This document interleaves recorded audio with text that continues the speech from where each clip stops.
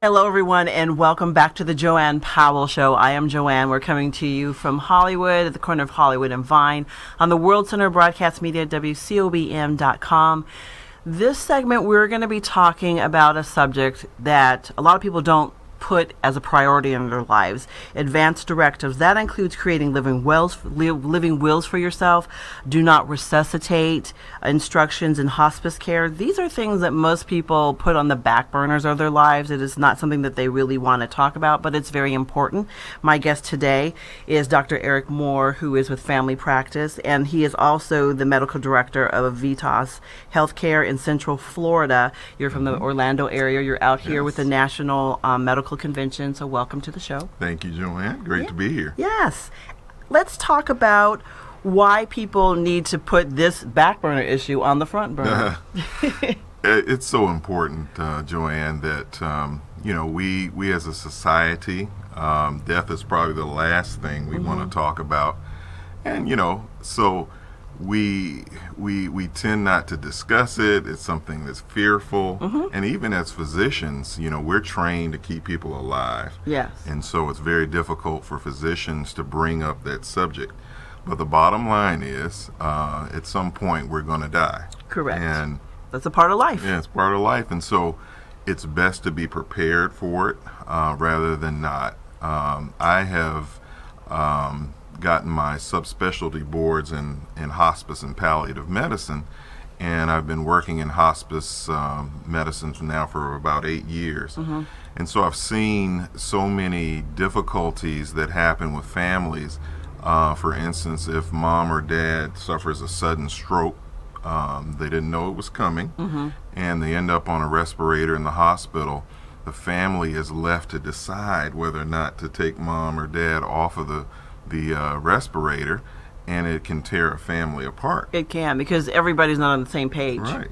And so if we had sat down years prior to that with the family and filled out an advance directive stating what we want at the end of life, if I end up on a respirator, I would want a couple of weeks maybe, and if there's nothing that can be done, please take me off. If you say that to your family, you write that down, you have it documented, then it's really a gift for your family that you've given them, so that they don't have to wrestle with that. Make those decisions, because the situation is already kind of a hard one on families emotionally. Very, very difficult. And advanced directives, they're quite a few of them. We use something in Florida called the 5 Wishes. That is really a really well-written document, easy to fill out, where you can tell your loved ones, your physician, everyone that you want to know, especially your healthcare surrogate, whoever you decide to make that decision for you. The 5 Wishes talks about different areas. What do you want at the end of life? Do you want tube feedings if you can't eat or drink? Do you want to be resuscitated if you have a cardiac arrest? Correct. Do you want to be on a ventilator? So it lets you go down the line. What do you want people to know about you? How do you want people to treat you? The quality of life issues. And so, end-of-life care is about providing dignity for loved ones and family members. Hospice is certainly an area where there are a lot of myths, and therefore people don't take advantage of hospice services. And so if your physician believes that you have 6 months or less to live, they may recommend that you look into hospice services. And I'm a great advocate for that, because there's so much help that it gives for families in that time of need. The hospice team surrounds your family with a physician, nurses, social workers, chaplains, everyone that is there to support your loved one through that time. Because you kind of need that support, I would think, going through. Man. I mean, with my father, he passed away And having someone there to help is always a good thing. He had a heart attack. Unfortunately, his was a quick one. We didn't have a lot of that, but he did have the we knew what to do, no resuscitate and things like that. So that keeps, like you're saying, keeps that from causing strife in the family. It's huge. I think we were talking before off camera about how that family member who perhaps hadn't spent as much time with their loved one, they are more inclined not to want to give let them go. They want to hold on. Yeah, JoAnne, I've really seen some really difficult situations with families, and it's always the relative who has not been with mom in these last few years. There's a relative in place that's been taking care of mom, and they really know what mom wants and desires, but the relative comes from out of town and they feel guilty, and so now they want everything done, and it just causes so much friction, and it can pull families apart.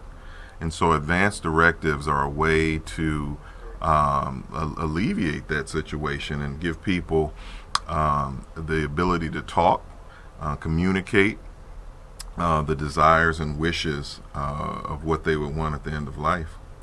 So what do you tell your patients that, do you bring this up to them, or how do you approach someone coming into your office, as a family care physician to help them make this decision as a family or as an individual? Because I'm thinking, I don't have everything that I probably need to write down. I'm thinking I need to do that just so that, everybody understands what I want. So I have not practiced family medicine for a few years now that I've been in hospice medicine.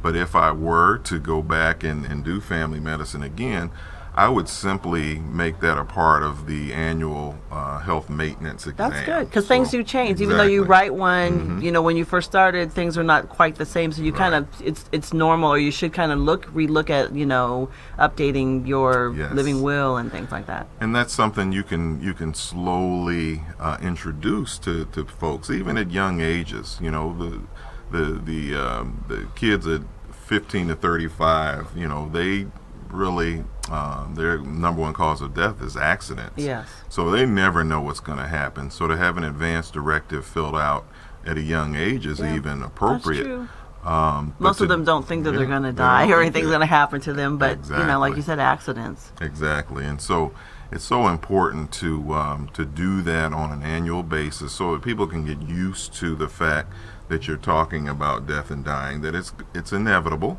it's coming, and you don't have to fear or worry, but be prepared. Yeah.